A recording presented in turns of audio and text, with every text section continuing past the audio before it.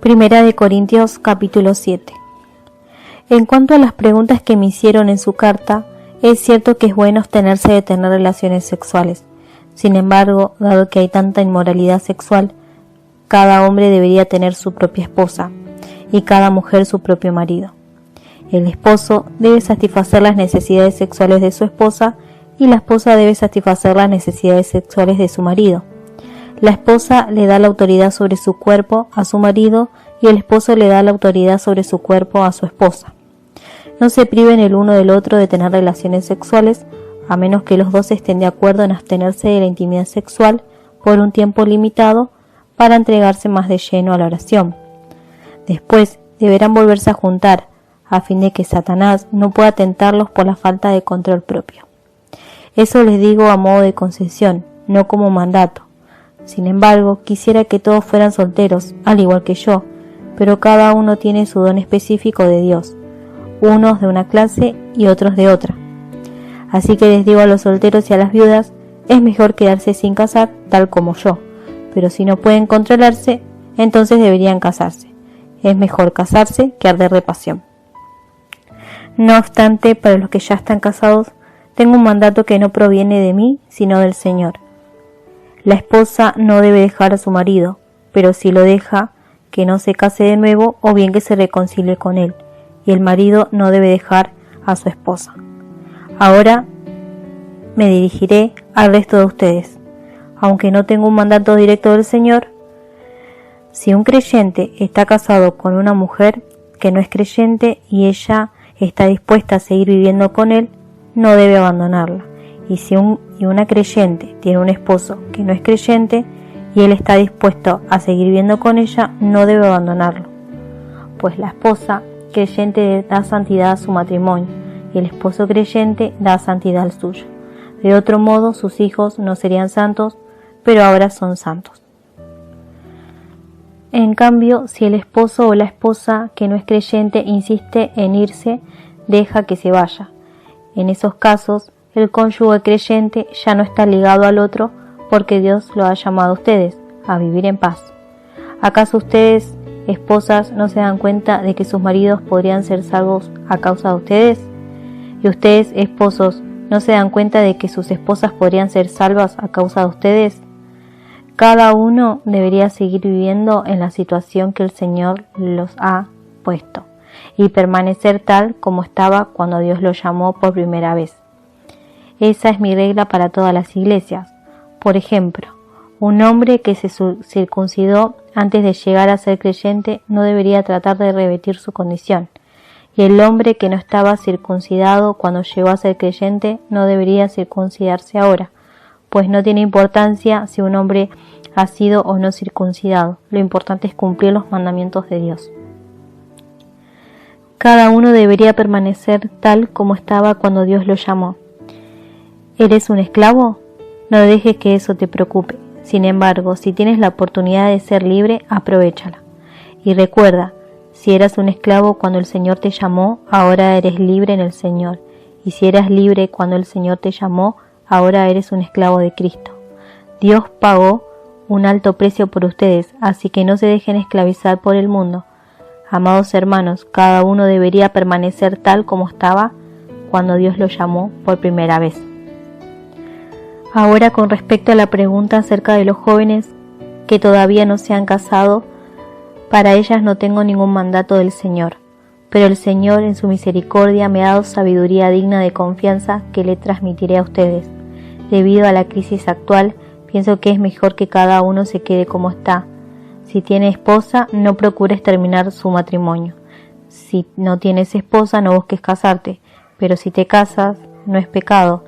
Y si una joven se casa, tampoco es pecado. Sin embargo, los que se casan en este tiempo tendrán problemas y estoy tratando de evitárselos.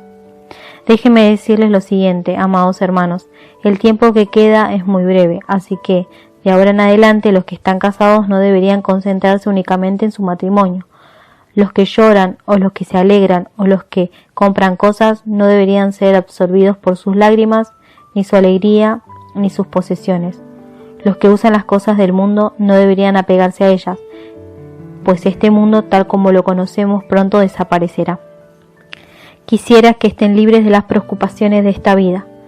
Un soltero puede invertir su tiempo en hacer la obra del Señor y pensar cómo agradarlo a Él, pero el casado tiene que pensar en sus responsabilidades terrenales y en cómo agradar a su esposa.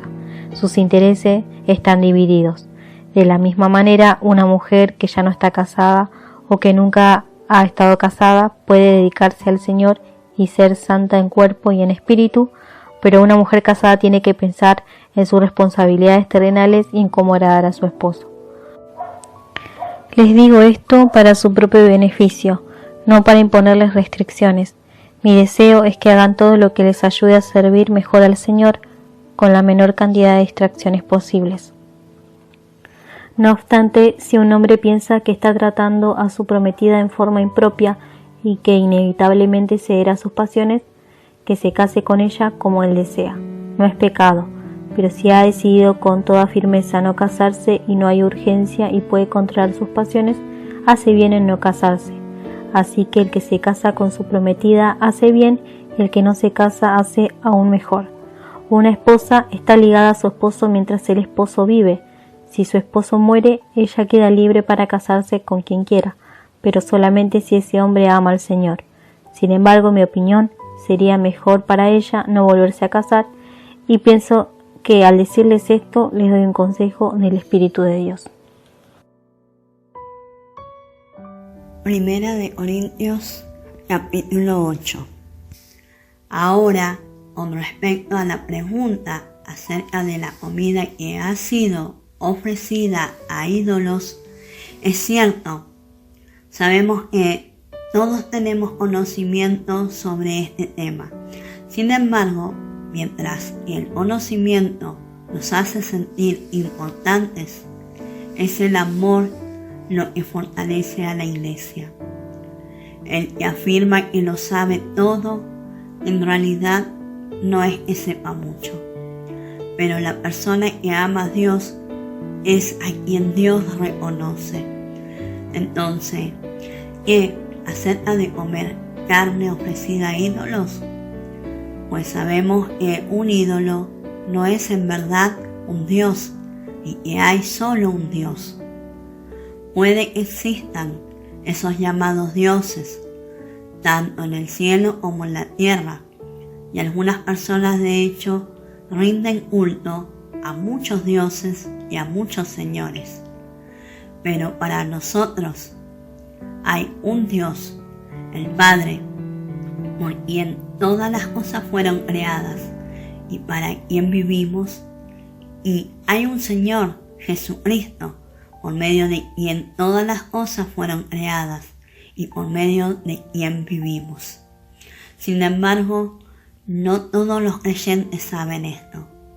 Algunos están acostumbrados a pensar que los ídolos son reales, entonces cuando comen un alimento que fue ofrecido a ídolos, lo consideran adoración a dioses verdaderos y violan su débil conciencia. Es cierto que no podemos obtener la aprobación de Dios por lo que comemos. No perdemos nada si no lo comemos y no ganamos nada si lo comemos. Pero ustedes deben tener cuidado de que su libertad no haga tropezar a los que tienen una conciencia más débil. Pues si otros te ven con tu conocimiento superior comiendo en el templo de un ídolo, ¿acaso no se sentirán alentados a violar su conciencia al comer un alimento que se ofreció a un ídolo? Así que, a causa de tu conocimiento superior, se destruirá un creyente débil por quien Cristo murió. Cuando ustedes pecan contra otros creyentes al alentarlos a hacer algo que para ellos está mal, pecan contra Cristo. Por lo tanto, si lo que como hace que otros creyentes pequen, nunca más comeré carne mientras viva, porque no quiero hacer que otros creyentes tropiecen.